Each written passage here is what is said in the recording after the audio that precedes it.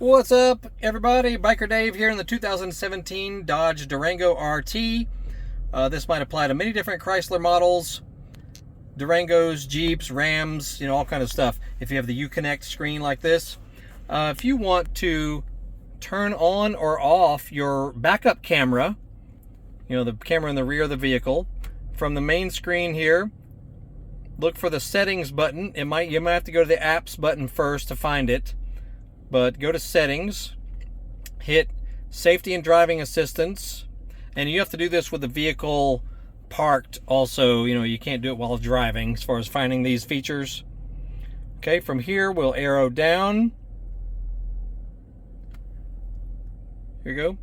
Backup camera delay, you can adjust that. Park view backup camera active guidelines, you can adjust that with on or off. Pretty cool. And very simple. You just hit that one way or the other. You're going to change the guidelines. It'll have little arrows and lines on the screen. You can turn those on or off how you see fit. And that's all there is to it.